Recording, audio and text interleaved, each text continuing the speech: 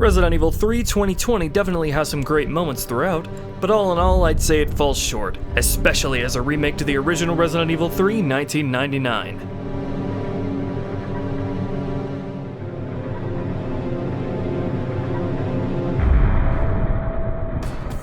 Hey yo people, and here we are! A year later after the release of the Resident Evil 2 remake. Just as with the original RE3, the remake was released 1 year after its predecessor. Resident Evil 3 holds a solid number 3 spot in my list on top Resi games, right behind RE1 Remake and RE4. This game, more than most others in the series, keeps me coming back and replaying with just how dynamic, mechanically complex, and challenging it is. So as you can imagine, I had high hopes for a remake of this game to make it even better. After all, that's exactly what the remake of Resident Evil 1 did. It took the 1996 classic and updated and improved every part of the gameplay, controls, enemies, and level design to make one of the greatest horror games and games of all time. Not only that, but also adding new things never before seen, such as defensive items, Crimson Heads, Lisa Trevor, and a number of new locations, all while remaining faithful to the original game's gameplay and presentation style, character designs, soundtrack, and story, resulting in not only blowing the original out of the water in every way, but perhaps most importantly, respecting and preserving it at the same time. And I'd say that's your winning formula when it comes to making game remakes. Improve, add, and preserve.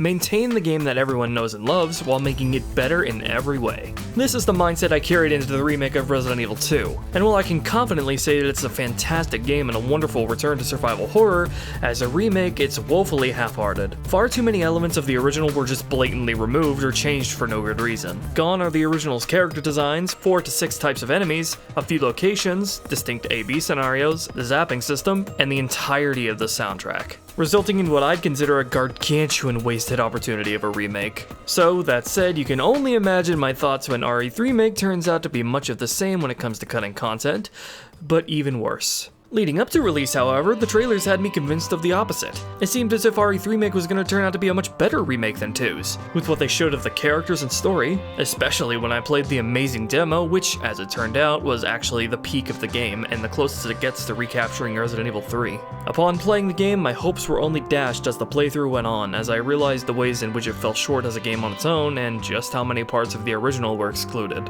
The developers of not just this game, but RE2 Remake as well, seem to be adamant on calling these games reimaginings, but that's something I don't quite get. If you want to do something new and exciting, why would you opt to recreate an older game and not just make a new game altogether that actually stands on its own? I can kinda understand going for a radically different interpretation, as with Umbrella and Darkside Chronicles, but not when half the time you faithfully recreate elements of the originals anyway, and you're literally calling these games Resident Evil 2 and Resident Evil 3, while the OG games are pretty much inaccessible by normal means, nowhere to be found on any modern platform. The fact of the matter is, these games are riding off the name recognition and popularity of their originals, so I don't really care if they're calling them remakes, reimaginings, or whatever. As far as the general public are concerned, these games are, by default, replacing the originals, so that's how I'm going to judge them.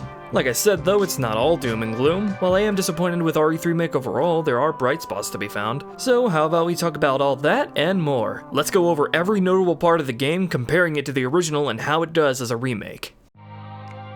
Let's start with the single biggest factor and change to the overall gameplay and presentation. OG, like the first 2 games, used a fixed camera style, making use of pre-rendered backgrounds, allowing for a particularly atmospheric game and how it allowed you to breathe in every environment through what was shown in frame. In particular, I think this works wonderfully for Resident Evil 3 in 2 distinct ways. The style really conveyed how badly Raccoon City had been ravaged by the infection, with all the detail that could be shown at once, the scenes meticulously crafted for each and every frame, and also that it allowed for tense sequences in which you're being pursued by enemies, namely Nemesis, where you have full view of the monster rushing you down. To work with the constantly changing camera angles were the tank controls. It's a control scheme that was well conceived, allowing you to maintain your orientation of the player character no matter where the camera was placed, as forward always moves forward, back always moves back, and left and right always turns left and right. Resident Evil 3 also took strides to improve the controls even further with the addition of a very useful quick turn and a separate button to target stage assets or switch targets. Combat in RE3 still revolves around smart positioning and risk versus reward, as you cannot move while aiming, so choosing to fight is a commitment you must decide if it's worth taking.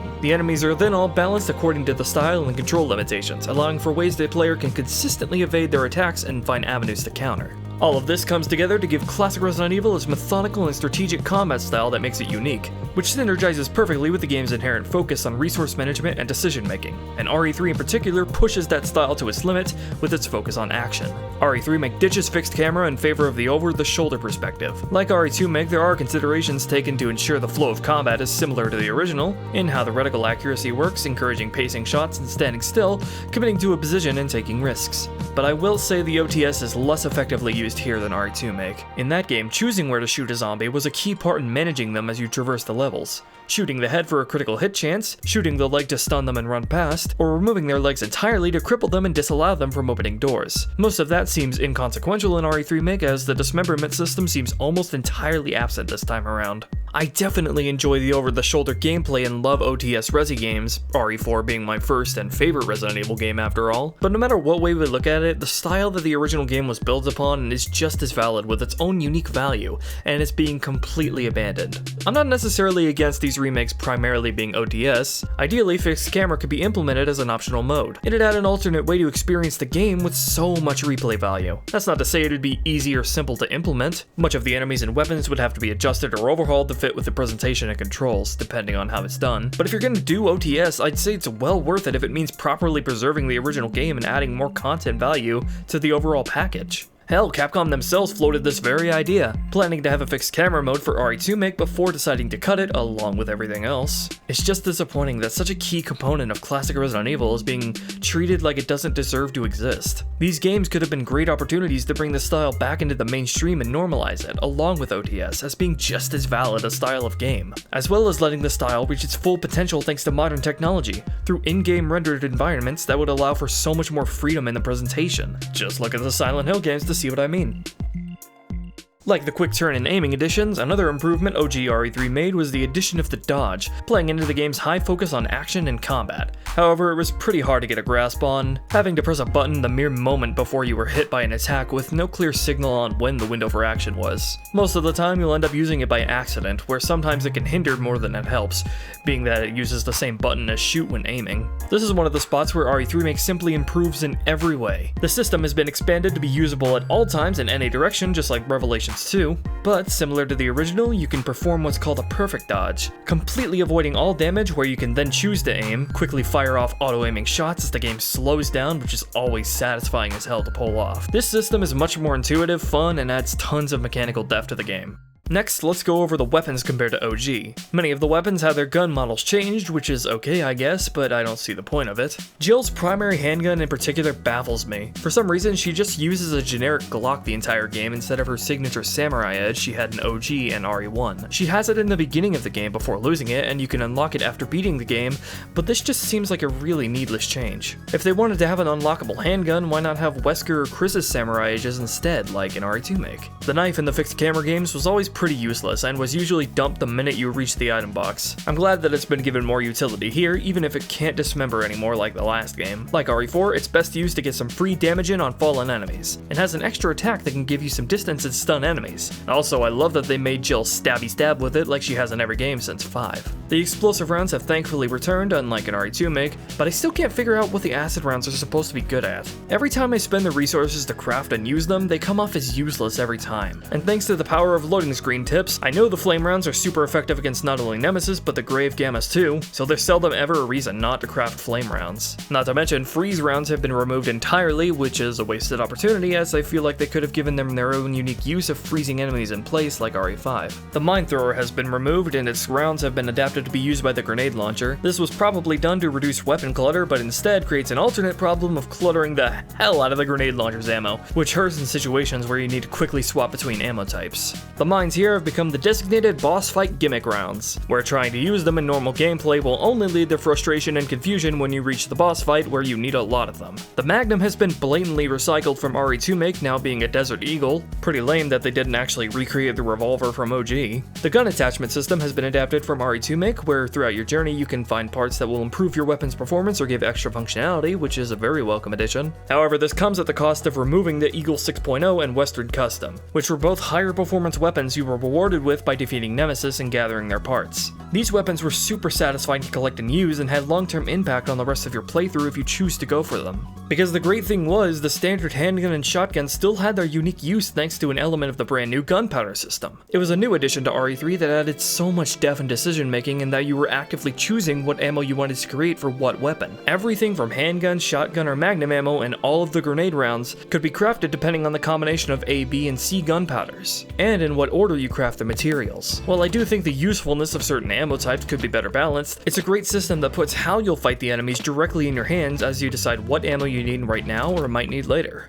But repeatedly crafting handgun or shotgun ammo 7 separate times will yield the ability to craft enhanced versions. Only usable with the standard handgun and shotgun, these ammo types boast much higher damage and stun on enemies, so you still have a reason to use the standard variants of the weapons. Just from this system alone, the game is given so many dynamic and decision-based elements that make your gameplay more meaningful and allow for a wide variety of playstyles on repeat playthroughs. RE3 Remake mostly maintains this system, but with a lot less choice and depth. The grenade launcher has had its materials segregated entirely from the handgun, shotgun, and magnums, meaning there's a lot less consideration on how you spend each individual gunpowder. You're no longer considering if making grenade launcher ammo is worth spending resources that could be used on handgun or shotgun ammo. And sadly, enhanced handgun and shotgun ammo have also been removed, meaning that's just another element that's been gutted, along with the Eagle 6.0 and Western Custom.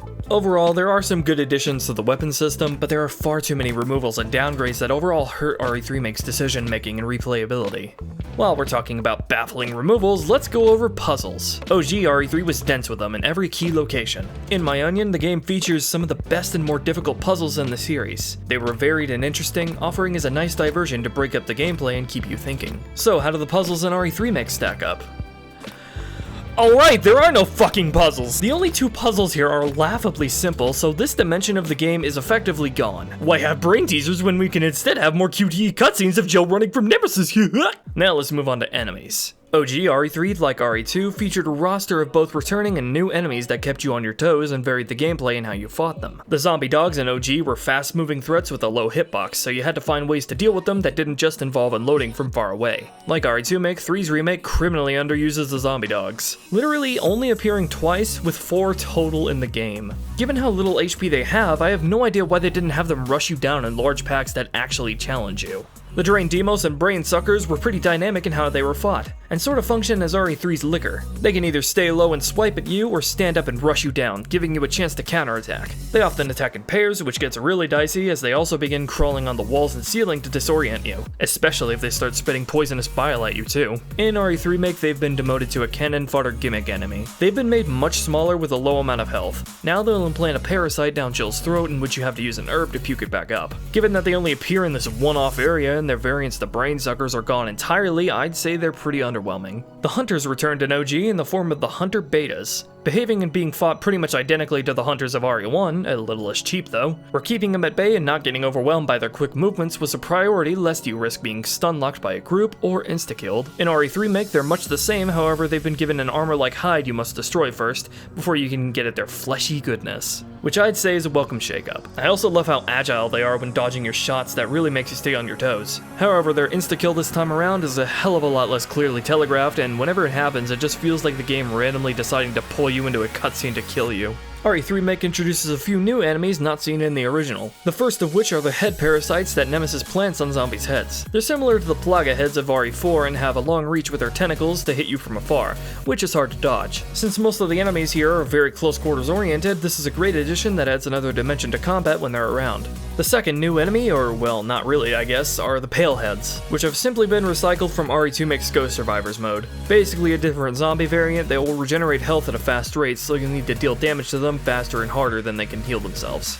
The third are the Lickers. Even if it's just recycling content from RE2 Remake, these guys are a welcome addition to the RPD segment and add some nice cohesion between the two games. They're just as great to fight here as they are in RE2 Remake, encouraging extreme caution when they're around them, or going fucking ham. As we get into the enemies RE3 Remake callously cuts, like 2, we come to the Hunter Gamma and Gravedigger. In OG, the Hunter Gamma was a variant of the beta with the unique ability to swallow you whole as their insta-kill move, and the Gravedigger was a giant boss enemy you encounter once in an underground segment, and again in the park to kill for good, where you had to stay on top of where it would pop up and lure it into an electricity trap that you could set for it. In RE3 Remake, in the interest of rush development it seems, these enemies have been fused together to form a giant raw chicken. Behaving way more like the Gravedigger than the Hunter Gamma, you must keep this enemy at bay with a powerful weapon lest you be gulped up.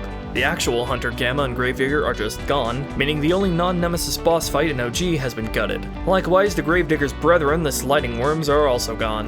In OG, they would surround and attach to you, draining your health. Just think of how grotesque these babies could have been with modern visuals. And here we go again. The crows and spiders have seen the chopping block yet again. I seriously don't understand what these remakes have against these enemies. They're a trademark of the classic Resident Evil enemy roster. They don't even have the excuse this time of, oh well, they barely appeared anyway, because the crows and spiders were put to good use in RE3. The crows would either suddenly pop out and force a panic situation on you, which fit with their design of encouraging staying on the move to avoid being pecked to death, or conversely would be at rest in areas, encouraging you to tread lightly so as not to stir them up. The spiders, like the Brain Demos, disoriented you by crawling around on the walls and ceilings. Killing them would also release a ton of baby spiders, so you couldn't stick around long after dispatching them. They also inhabited tight corridors that made traversing them without putting them down put you at risk of being poisoned. Unsurprisingly, RE3 Remake removes blue herbs as well as poison, which is no longer a thing. So can we all please just agree that cutting enemies in what's supposed to be a remake is not okay? There's limitless potential in all the creative ways you can use these enemies to make the entire experience more varied and content rich. Even for the enemies that were simply variants of each other, you can find tons of ways to make them more distinct. Like, say, giving the Hunter Gamma a tongue-lashing attack, or making the brain suckers emit dangerous acid within a close proximity when shot. Even if an enemy in the original had room for improvement, improve them! Don't cut them! They're pieces of the original game's identity that are being abandoned for no good reason. Speaking of throwing things away, now we're on to level design and areas on offer. The Raccoon City streets of OG were quite different from the level design of 1 and 2, being an elongated, straightforward path with divergences and loops here and there, that you traversed up and down as you gained new key items, where you were presented with new situations and enemies popping up as you revisited locations and made progress. RE3 Remake makes one improvement to this segment by making the map a lot more interconnected and loop into itself a lot more, with the same element of keeping locations in mind and revisiting them with more key items. However, there's unfortunately a lot less content to the streets, and the segment is done and over with far too quickly. Breaking up the street level in OG was revisiting the RPD, where you traverse select areas returning from RE2. Pretty much the same straightforward design as the street segments, but a lot shorter. In RE3 Remake, it's much the same, but with more areas to visit and more time spent there, which is very welcome. Now here's a weird fucking door. Leave it. Especially as we get to fight the Lickers again. The hospital in OG was a short and sweet segment played as Carlos, all about scouring the place for a vaccine, in which you faced down hordes of zombies and hunters, solved a couple puzzles with, again, a very straightforward layout. RE3 Remake improves massively on this segment by fleshing out the level design, making it much more layered and complex, with many more loops and points of interest you'll want to keep in mind. Come on, let me in, you piece of shit. No voice match found. Especially when you come back here later as Jill to tie up all the loose ends and obtain useful items you couldn't reach before. However, the end of Carlos' segment is a really shallow enemy rush. I'm not a fan of segments in games that blatantly change the rules for the sake of one-off segments. The zombies here go down super easy and you're absolutely showered with ammo and healing here, so gathering resources in preparation for this fight isn't all that consequential. As these remakes seem to be cursed to be half improvements, half removals, now we come to the 3 absent locations: the Clock Tower, Park, and Dead Factory. Filling the void of their removals are yet more sewer and high-tech lab levels, which really feel repetitive after coming right off of RE2 Remake. These locations feel far too samey to that game, especially with the lab literally being named Nest 2. Compare that to the original, which all had much more unique locations. The Clock Tower was sort of an homage to RE1's mansion, and called back to its more square map layout. It shook up the pace of the game by having the player contend with a more enclosed and dense map, compared to the more long stretches up to this point. After the hospital, you entered the park, which reverted back to the straightforward layout, but offered as an alternate set of scenery and atmosphere. I can imagine how this area could be fleshed out in a remake where you have the choice of either sticking to the main, well-lit path, or take shortcuts through the trees which could be filled with potential danger. The final part of the game was the Dead Factory, an umbrella testing facility masquerading as an abandoned factory. Similar to the hospital in its level design, but with more key items and reasons to explore. All of these locations could have been made better through being more interconnected and dense with valuable items, but instead RE3 Remake ditches them for far less unique locations that just feel like retreads of RE2 Remake.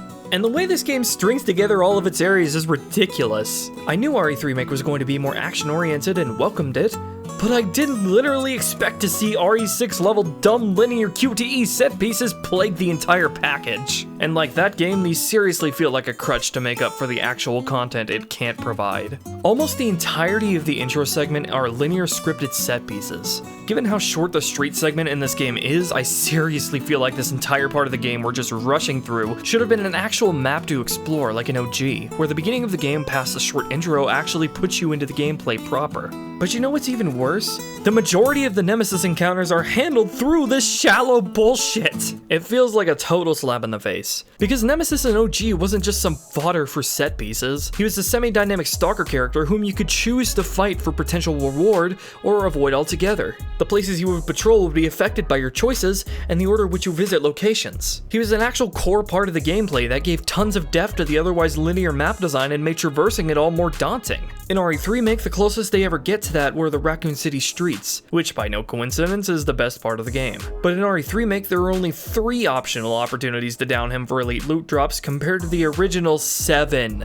Where all the items he dropped were super valuable and made you seriously consider taking on the intense challenge and expenditure of resources to take him down. There are a couple opportunities where you have the choice to take him down for free and take his items, and other times where there's little room to evade, so it comes down more to a battle of attrition, adding tons of variety to all of his optional fights. But in RE3 Remake, taking him down so he drops his item is laughable. All it takes on hardcore, mind you, is a single grenade or red barrel to down him. As long as you know that he drops items, there's really no reason not to down him whatsoever because it's no challenge. After the street segment, Nemesis is demoted to either stupid scripted set pieces or mandatory boss fights. The first of which is a good one, thankfully, where Nemesis has been given a new weapon in the Flamethrower, in which you must destroy its fuel supply to deal massive damage to him as you unload and dodge his attacks. It's also nice to see his grenade round dodging return, meaning choosing when to fire grenades at him is more meaningful. The second pretty much forces you to use the gimmick rounds for the grenade launcher, where if you use them up before their designated time of use, you'll find yourself floundering around and confused as to what you should be doing. Other than that though, this boss makes good use of the dodge mechanic and is a good challenge. The same cannot be said however of his third boss fight, which is an utter mess. Halfway through this fight, zombies start pouring into the arena, which wouldn't be so bad, except for some dumb fucking reason the camera keeps zooming in so close that you can't see anything around you, where you'll constantly find yourself walking right into zombies or being blindsided by Nemesis. Even worse by the fact that the grenade launcher is used heavily in this fight,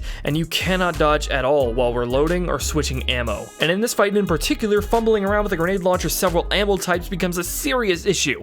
Let's compare to the original mandatory Nemesis boss fights, the first of which was at the Clock Tower, where based on your choices it would change how Nemesis would fight you. The twist being that Jill has been infected by the virus so you cannot see what level of health you're at, so choosing when to heal is all the more tense. The second Nemesis boss involved luring him into optional acid traps, which would knock him down and let you unload on him. What makes it more fun though is that he's smart. He won't just walk into traps that you've preemptively set off. However, you can then use this to turn the tables and unload on him from afar, meaning you can also use the acid as a barrier. Lastly, the final boss fight of RE3 was awesome. A battle between the fleshy remains of Nemesis having feasted on the corpse of a tyrant to regenerate itself. You must plug in batteries while evading him to power on a big ass rail cannon and lure him into his firing path twice. Meaning it was a battle of not letting yourself get cornered by the tentacle whipping acid spewing abomination and baiting him into getting blown to shreds by the cannon. In RE3 Remake, the final boss fight is good, but disappointing. Now he attacks you from afar, in which you must dodge his swipes. And you have to shoot boils on his body to stun him, so you have time to plug in the batteries for the rail cannon, which, rather than luring him into its firing path and timing his movements, the cannon has been downgraded to more fucking QTEs! Shallow BS aside, the boss fight is still good. However, the same cannot be said of it for Nightmare mode, which was unlocked after beating the game on hardcore. I found Nightmare to be a very welcome shake-up to the game, where item and enemies had been rearranged in several locations, and enemies had been made more aggressive, making for a difficult but still enjoyable challenge. That was until I got to the final boss, which is an utter farce. Nemesis in this fight has a nasty habit of completely stun-locking you, preventing you from healing or dodging, meaning getting hit by this attack at all leads to certain death, in which you then have to watch the same unskippable cutscene of Jill using the QTE gun over and over. It wouldn't be so bad, except the window to dodge Nemesis' attacks are so badly misaligned with the actual animations. only being able to dodge after the appendage actually hits the ground. The cherry on top being that the boils you shoot spray acid in random directions that can stun you, in which you can then easily fall into the stun-locking death trap. While I enjoyed the majority of my playthrough on Nightmare, this fight is an utter hellscape of RNG and insta-kills. Like I said though, Nightmare mode switches up the enemy and item locations, which is very welcome and adds some nice replay value that this game desperately needs. However, one of the key components that made OG RE3 so dynamic and replayable were that, no matter what the difficulty, every playthrough would have randomized item and enemy locations, randomized enemy types, randomized weapons, with the characters you met and where enemies and key items would be could change depending on the order you visit locations, encouraging you to switch up your tactics based on what you were facing and traverse the map differently on subsequent playthroughs to see all the neat ways it can change. So if Nightmare mode in RE3 Remake already has an alternate set of enemy and item placements to use, why didn't they apply them to the game as a whole for a random unique set for each playthrough, regardless of the difficulty? The final element that contributed to RE3's dynamic playthroughs was the live selection, which is completely gone in the remake. OG featured several explicit moments where the screen would flash, prompting two choices. Most of these were extremely important decisions that heavily influenced how the rest of the game played out. The first one was between fighting Nemesis, taking on a tough challenge in exchange for a loot drop and quicker access to a key item thanks to Brad's Stars card, or escaping into the RPD, avoiding all confrontation. However, you could also choose to fight Nemesis, grab Brad's card, and then retreat anyway, meaning you could risk taking damage but with a reward of still getting the card. A few choices in the game allowed you to down Nemesis for free, allowing you to take his loot, but the alternate choices will either allow you to escape him entirely and maybe pick up a few otherwise inaccessible items, or stop him from chasing you around the area for the time being. The choice at the substation either lets you kill all zombies attempting to break in through the front, or escape out of the building where you'll get a unique Nemesis encounter. The cable car and bridge choices drastically shake up how you traverse the clock tower and Dead Factory respectively, as you enter them from opposite ends, affecting what characters you meet and when, also changing the nature of the conversations you have with them. In the clock tower, what choice you take decides whether or not Carlos shows up before the Nemesis boss fight, and changes whether you face him with the rocket launcher or his damaged form in which he uses his tentacle frequently, which both have their downsides and benefits. The Dead Factory choice changes how the story progresses from there, including how Nikolaj confronts Jill. One choice then leads to another one where you're put into a standoff with Nikolaj. You could choose to avoid confrontation, get some extra story info, and let him escape, or you could take him on and blow that smug bastard out of the sky, in which a missable rocket launcher you could obtain earlier will come in handy. Unsurprisingly, that's something you don't get to do in RE3 Remake. The last choice is just pure indulgence. Basically a choice on how much you want to stick it to Nemesis. You want stars? I'll give you stars. Like RE2 Remake with A/B scenarios and zapping, 3 completely fails to capitalize on the original's core mechanics that made it unique from every other game in the series. The live selections were a fantastic idea that, along with the random elements and gunpowder system, made Resident Evil 3 a highly replayable and dynamic game that encouraged you to go back to it over and over, as no two playthroughs were ever the same. And while the system could stand to have the choices be better balanced with more meaningful benefits and drawbacks, it 100% deserved to be brought back and made even better. But as it is now, this is perhaps the biggest area where RE3 Remake is an utter failure as a remake. With that, let's proceed to the story and characters, which I think is much more of a mixed bag. Resident Evil 3 is perhaps the most straightforward of the classic series. A simple story all about survival, overcoming the odds to protect your own life, setting aside your differences to work together, with some betrayal thrown in. It doesn't expand much on the overall series story from 1 and 2, as the focus is all about Raccoon City and the tragedy that unfolds, and caps off the classic trilogy in a climactic and satisfying way. OG started off with a bang, showing the police, SWAT team, and UBCS's battles in the streets with the hordes of the undead, setting the tone of the game as action-packed and frantic, with an atmosphere of desolation and overwhelming odds. RE3 Remake replaces this intro with what seems to be stock footage of riots. This just feels really odd because nothing about this really shows the zombies as an overwhelming force, just that something vaguely chaotic is going down. Cut between this is footage of Umbrella preparing the Nemesis, foreshadowing him, which is cool, but overall this intro doesn't really feel like a good stand-in for the desperate last stand of the original. OG also started us with a solemn narration from Jill talking about how Umbrella controlled Raccoon City and her attempts to bring justice to them, only for it all to end in tragedy because nobody dared to oppose them. It sets up her character as one of the more insightful and justice-minded Resi protagonists. In RE3 Remake, that intro has been removed, and we now begin playing with Jill having a recurring nightmare about being infected. She's become understandably paranoid about it, and considering what happens later in the game, I like this added aspect. After she wakes up, we get to explore her apartment, another welcome addition, learning how she's continued investigating on her own to an obsessive degree, and you can even find a pizza with a note from Brad reassuring her to keep her chin up, which is great. But I do wish Jill still began with a heavy monologue about the nature of justice here. It's true that once the wheels of justice begin to turn, nothing can stop them. Nothing. Because I think it was an important intro to who she was. Jill now narrates in the ending anyway, so an opening monologue would have made that seem less out of the blue. All this death wasn't caused by a monster-making virus. It was greed. Human greed. While we're talking about Jill, I'd like to go over her design. I think she's been beautifully modeled in this game. Her face isn't of Julia Voth's, but she's still identifiably Jill, what with her stern expression. Her voice actress does a great job, but I wish they had given her a deeper voice as she had in 1, 3, and Remake. I'm sorry about your daughter, but there isn't gonna be any rescue. We have to get out of here. But it seems like ever since 5, Capcom has given up on that idea. Her default costume is also pretty great. The thing with OG's Jill design is that, while very stylish and iconic, it wasn't properly contextualized. Jill is characterized as an intelligent and serious-minded character.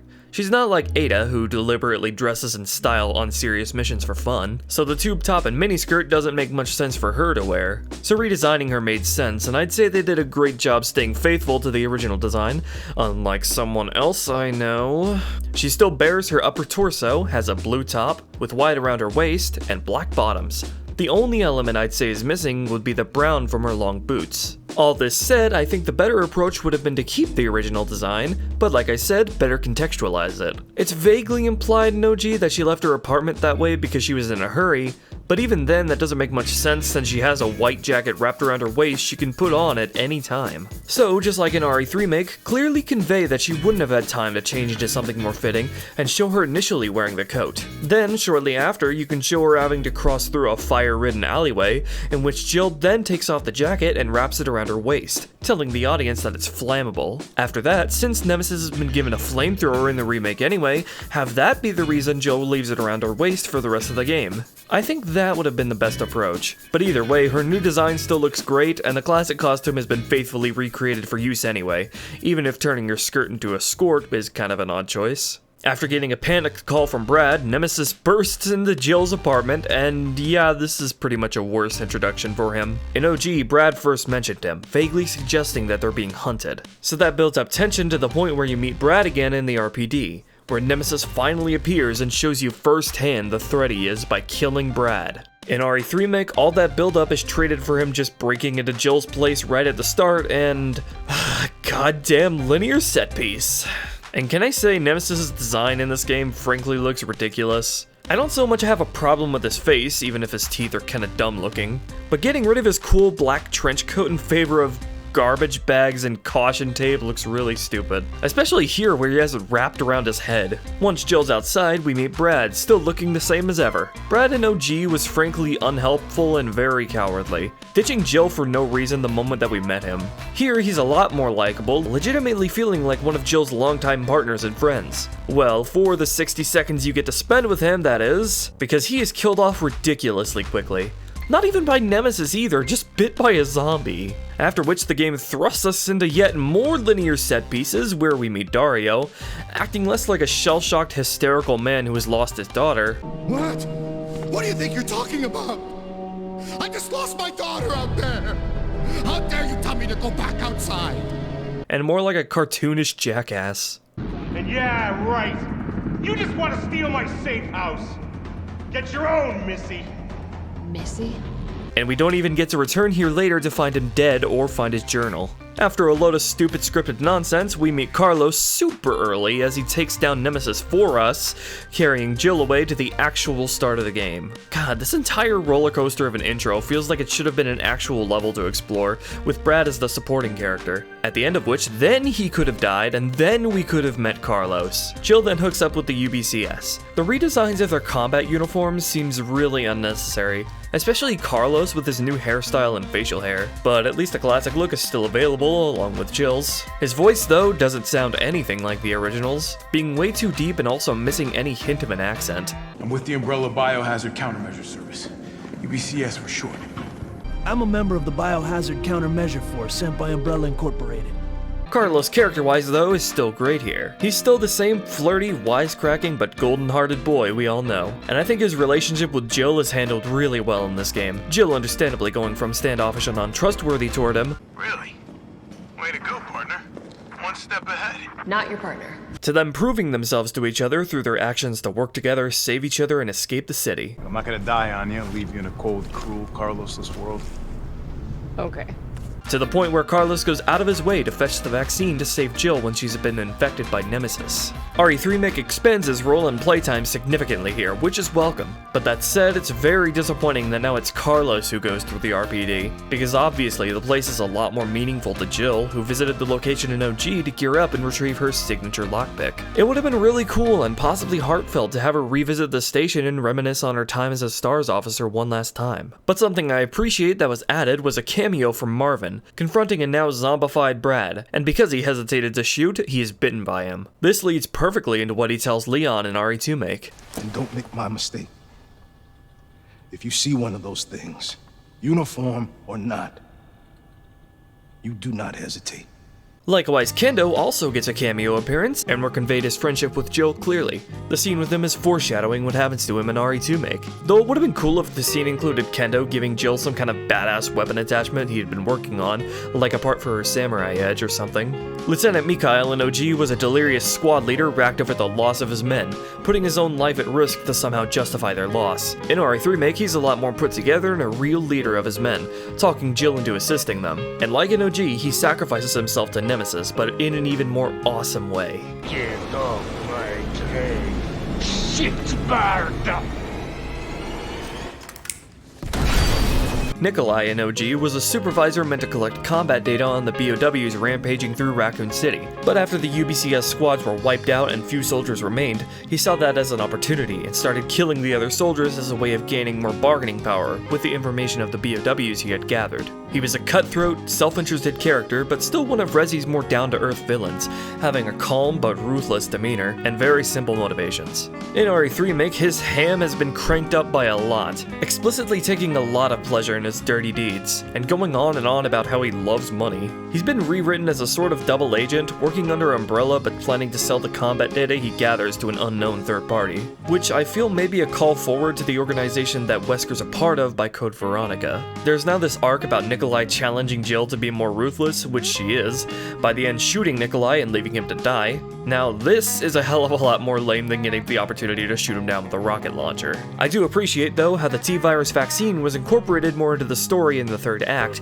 as another important goal of the characters than just escaping the city. As the ending approached, I felt a growing pit in my stomach as I realized what's been removed. In OG, one of the endings involved Barry motherfucking Burton flying in to rescue Jill and Carlos. Depending on your choices, you could also hear him on the radio tower beforehand. It was seriously awesome seeing him again after RE1 and seeing him flying into the hellhole that was Raccoon City to rescue his comrade. So then I must ask, where the fuck is he? I can't even think of any excuse they would possibly use to just remove him like this. This cut is simply ludicrous and deflates the extra element of triumph from the ending. If RE2 Remake's ending left me feeling confused and unsatisfied, then this game's ending left me utterly baffled and unsatisfied. Speaking of which, gone too are the multiple endings. There were only 2 in OG, but just imagine how they could have been fleshed out for there to be more of them. Have it be like RE1, which ending you get would be based on how thorough you were in scouring the map and completing certain objectives, deciding who lives and who dies. You can have an ending where Carlos dies but Jill makes it out alone, one where both Carlos and Jill escape,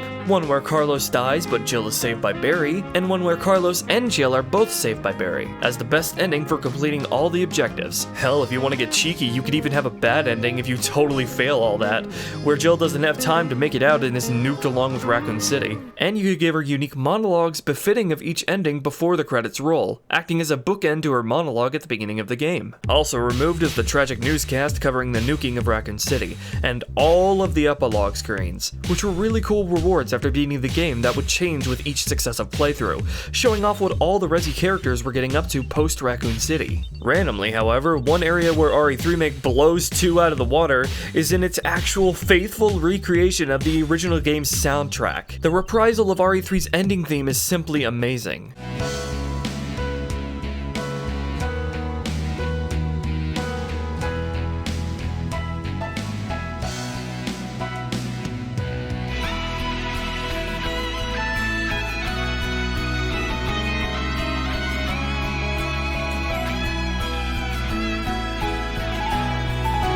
It's just so weird how they remove so much from OG, but keep its soundtrack. But hell, you won't find me complaining. Not just that, as several other tracks have been recreated as well.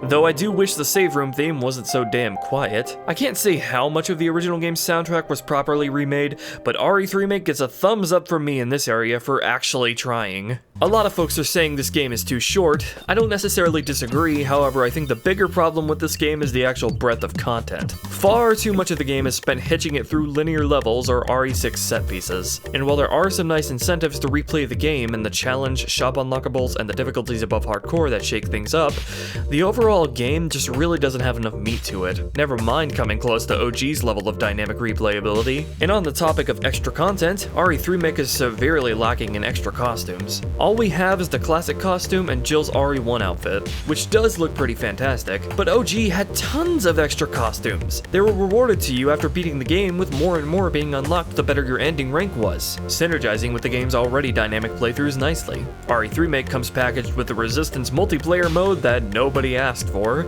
Since it obviously would have been dead on arrival, throwing it in with RE3 Remake was their only hope. It feels like it's meant to make up for not only the lack of content in the main game, but the cut Mercenaries mode of the original. The Mercenaries has become the trademark enemy rush mode of the Resident Evil series that challenged you to string together combos of enemy kills to earn the highest score possible within the limited time. RE3's Mercenaries, being the first in the series, was unique from the ones in 4 onward. Playing as members of the UBCS, it played similarly to the 4th survivor of RE2, traveling through a semi-linear map to reach the end, choosing when to expend your limited supply of resources, where every enemy type from the main game would be put to good use and block your path. The mode here explicitly rewards you more time and multipliers for every enemy kill, with each type of enemy yielding a different amount of time rewarded. The characters all have different loadouts, meaning they all have pretty different ways of dealing with the hordes of enemies and extending their time. But to improve your rank even further, you could venture off the main path to save hostages, who were characters from the main game. Eliminating all enemies in the area would save them, where they would drop extra resources for you and give you more time. Once you reach the end, you're rewarded with cash to spend on elite rewards for use in the main game. So along with building up your cash, the Mercenaries was all about perfecting your run-throughs for the highest rank possible, where you'd then have some new toys to play with on your next playthrough in the main game. Resistance just isn't a good replacement for that, and it sucks to see RE3 Remake ditch the Mercenaries entirely when OG was the pioneer of the mode in the first place.